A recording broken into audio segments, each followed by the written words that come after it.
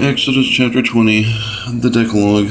Then God spoke all these words. He said, "Behold, I am Yahweh your God, who brought you out of Egypt, where you lived as slaves. You shall have no other gods to rival me. You shall not make yourself a carved image or any likeness of anything in heaven above, or on earth beneath, or in the waters under the earth. You shall not bow down to them or serve them, for I, Yahweh your God, am a jealous God, and I punish parents' fault in the children, the grandchildren, the great-grandchildren, among those who hate me. But I act with faithful love towards thousands of those who love me and keep my commandments.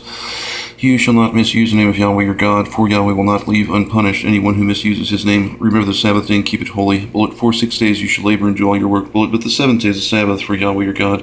You shall do no work that day, neither you nor your son, nor your daughter, nor your servants, men or women, nor your animals, nor the alien living with you.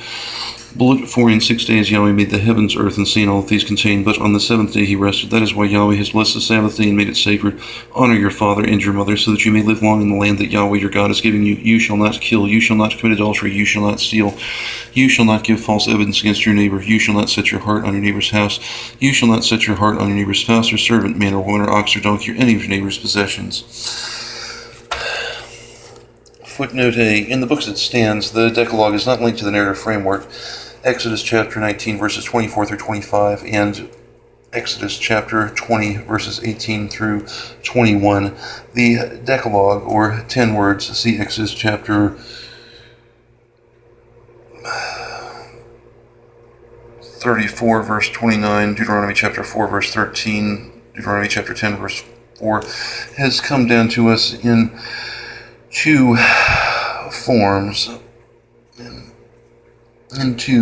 The Elohistic recension here and the somewhat different Deuteronomic recension in Deuteronomy chapter 5, verses 6 through 21. In its original form, which may go back to the time of Moses, it probably consisted of a sequence of 10 short C commandments 5, 6, 7, 8 rhythmical formulae which were easy to learn by heart. The Decalogue was then handed down orally by the groups that had had the experience at Sinai and knew that it contained the words spoken by God there. It was later inserted with further elaborations in the account of the Theophany. The Elohistic tradition continues at Exodus chapter 24, verse 3. After the Book of the Covenant, the Decalogue covers the entire field of religious and moral life. Two systems for writing the commandments have been proposed. A. Exodus chapter 20, verses 2 through 3, 4 through 6, 7, 8 through 11, 12, 13, 14, 15, 16, 17. And B. Exodus chapter 20, verses 3 through 6, 7, 8 through 11, 12, 13, 14, 15, 16, 17, superscript A, 17, superscript B.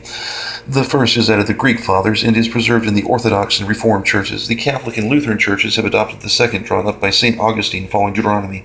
The Decalogue is the core of the Mosaic Law and is still valid under the new law. Christ appeals to the commandments, to which he adds the evangelical counsels, Mark chapter 10, verses 17 through 21, as a seal of perfection. Paul's attack on the law in his letters to Rome and Galatia is not directed against these essential duties to God and neighbor.